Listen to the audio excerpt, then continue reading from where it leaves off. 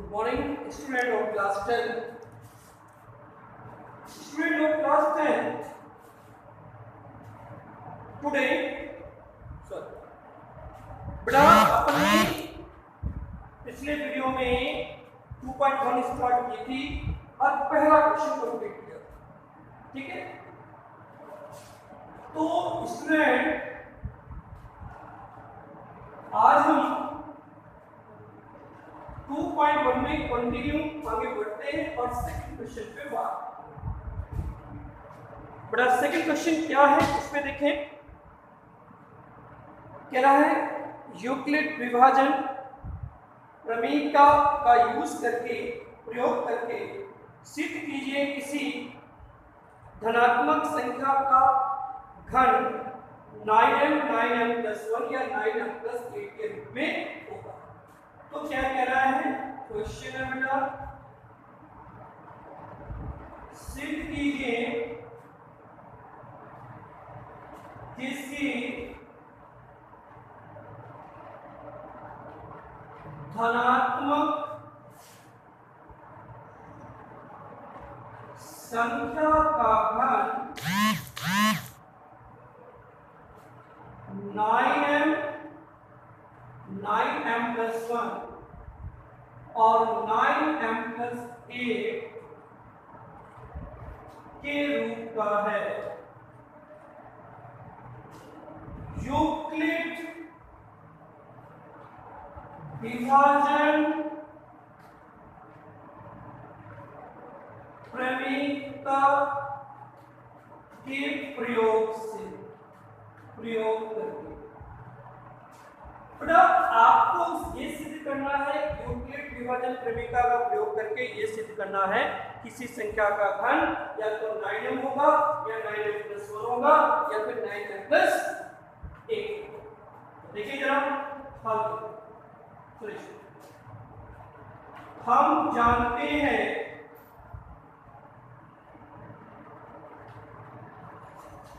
Euclid विभाजन प्रमेय से a equal to bq plus r, जहां 0 less than equal to r less than। Actual में कितने केस है 3, और दूसरा अगर हम 3 का बेटा क्यूब करेंगे 3 3 जा 9 9 3 जा 27। तो ऐसी संख्याएं मिलेगी जो कि इसमें 9 प्रेजेंट। तो आप b equal to 9 भी मान सकते हैं, b equal to 3 भी मान सकते हैं। 9 मानेंगे तो बेटा रिमाइंडर कितने हो जाएंगे 0 1 2 3 कहां तक 8 तक। क्वेश्चन थोड़ा सा लेते हैं, तो यहां पे आप क्या मान लेंगे, लिखा माना b equal to क्या लिया, तो 0 less than equal to r less than 3, मतलब r का मान 0 होगा या 0 से बड़ा होगा लेकिन 3 से छोटा। तो r के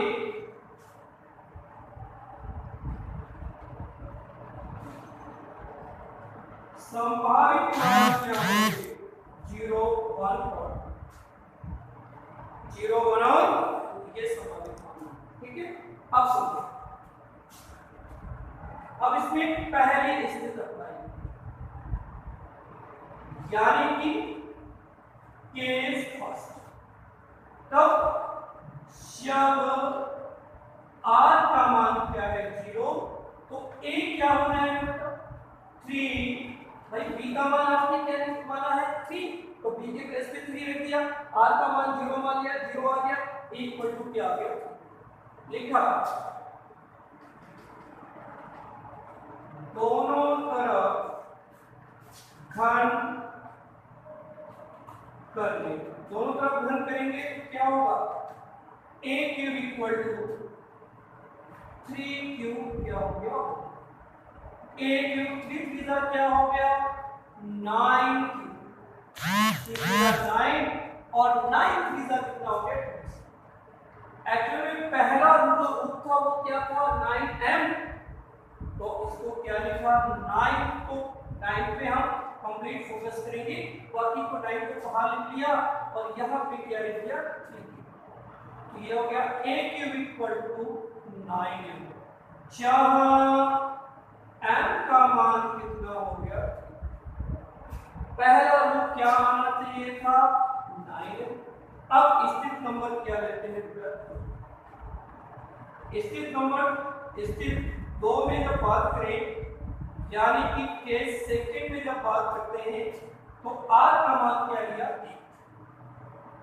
भाई r के मान संभावित क्या हुए 0 होंगे 1 होंगे 2 होंगे, पहले 0 ले लिया फिर 1 पे चेक करते हैं उसके बाद में 2 के लिए चेक करेंगे। तो r का मान क्या लिया 1, तो a का मान कितना होगा 3q प्लस ओके। अब लिखा दोनों तरफ घन करने, जब दोनों तरफ घन लेंगे तो a क्यूब इक्वल टू क्या हो जाएगा 3q प्लस 1 होल।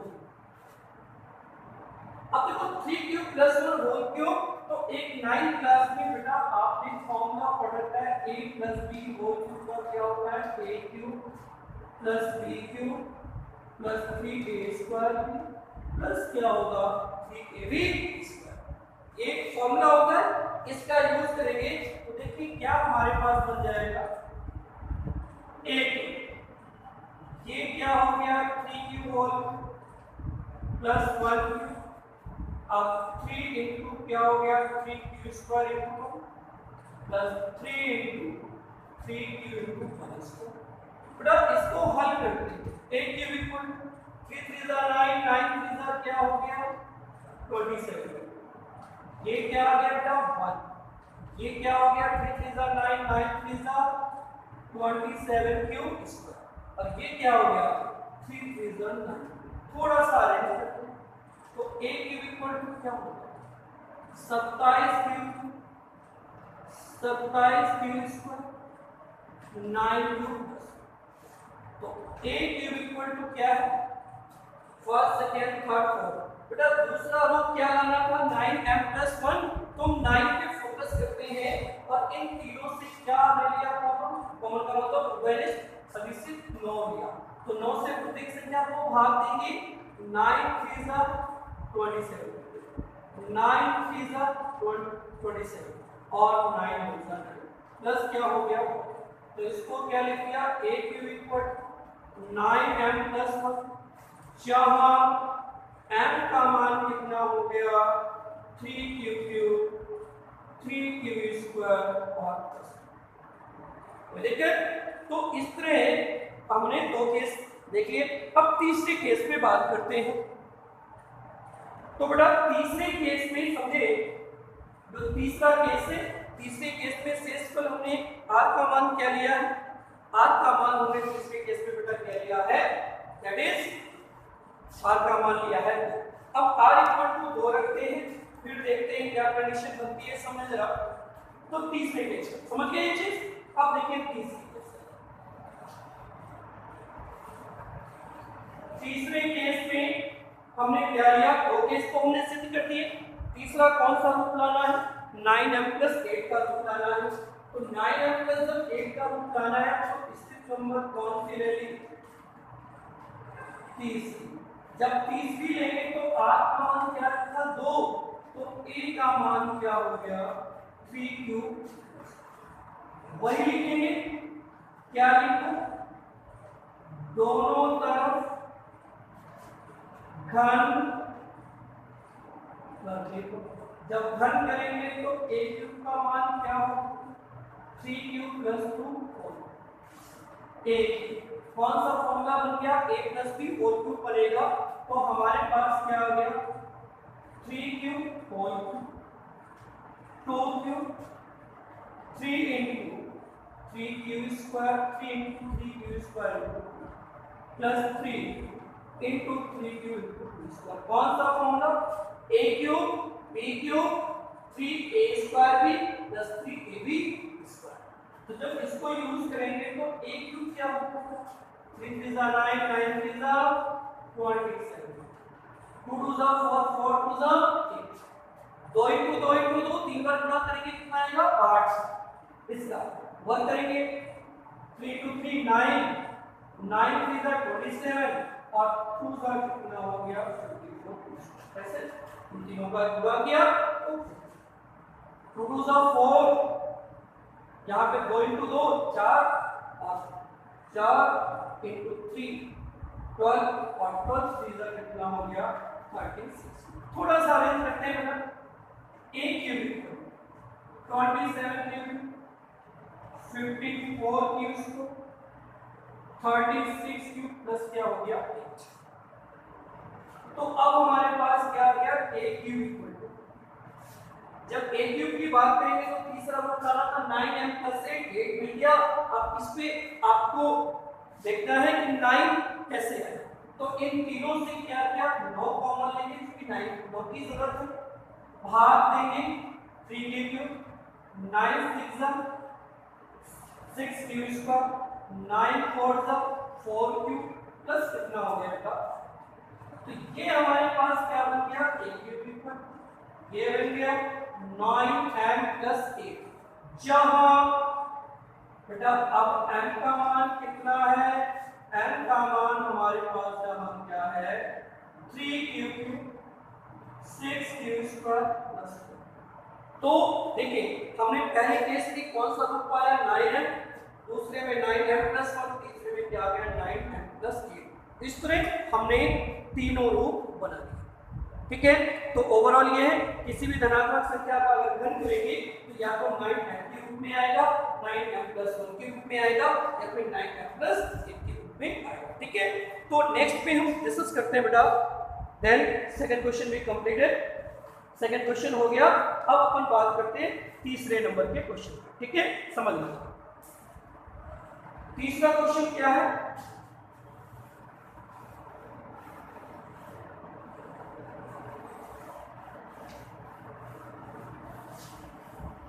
तीसरे नंबर के क्वेश्चन पे बात करते हैं। तीसरा नंबर का क्वेश्चन क्या है देखिए जरा। तीसरा क्वेश्चन कह रहा है कि विषम धनात्मक पूर्णांक संख्या 6 cube plus 1 6 cube plus 3 6 cube plus 5 के रूप में हो सकता है। कह रहा है सिद्ध कीजिए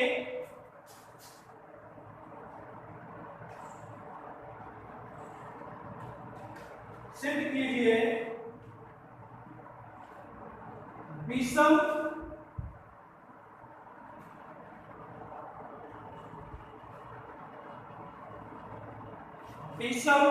धनात्मक पूर्णांक संख्या विषम धनात्मक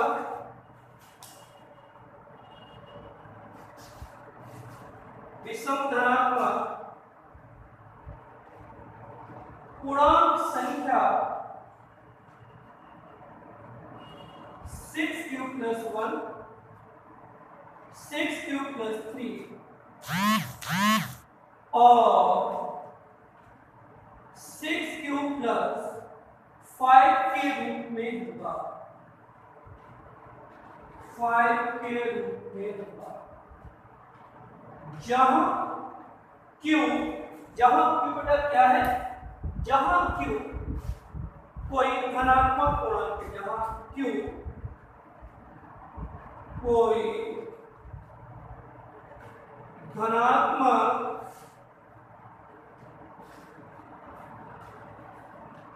पूर्णांक है। ठीक है, समझ लो। हल पे पहुंचते हैं। वही बेटा एक ही कॉन्सेप्ट यूज करनी है, कौन सी, यूक्लिड विभाजन प्रमेय। तो लिखेंगे यूक्लिड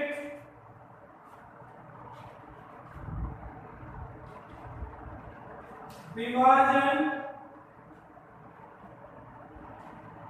प्रमेय। कैसे, हम क्या जानते हैं a equal to B Q plus.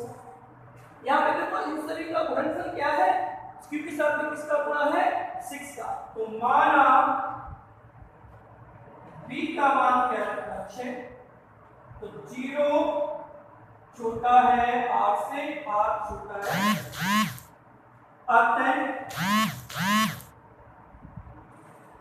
अतः r के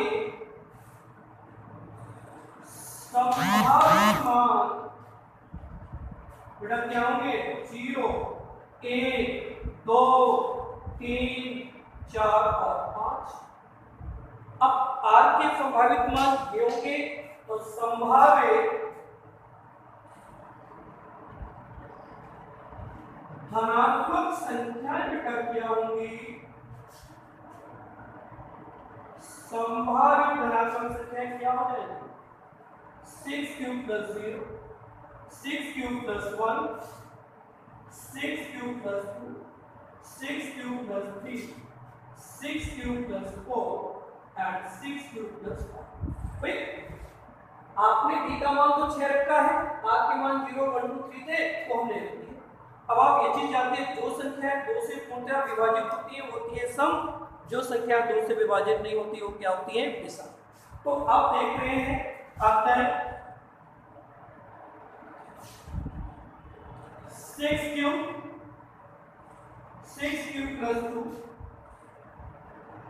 और 6 क्यूब प्लस 4 सम धनात्मक संख्या है। कैसी संख्या है? सम धनात्मक संख्या है, क्योंकि ये संख्या है 2 से पूर्णतः विभाजित, 2 से पूर्णतः विभाजित। तो बेटा अगर देखो ये 6 क्यूब प्लस 2 और 4 ये क्या है सम संख्या है, तो आता है जो बची जो संख्याएं बची फिर वो संख्याएं क्या होनी चाहिए, इसका मतलब बची हुई संख्याएं, इसका मतलब क्या होनी चाहिए विषम होनी चाहिए। आता है 6 क्यूब प्लस 1, 6 क्यूब प्लस 3 और 6 क्यूब प्लस 5 विषम धनात्मक विषम धनात्मक संख्याएं।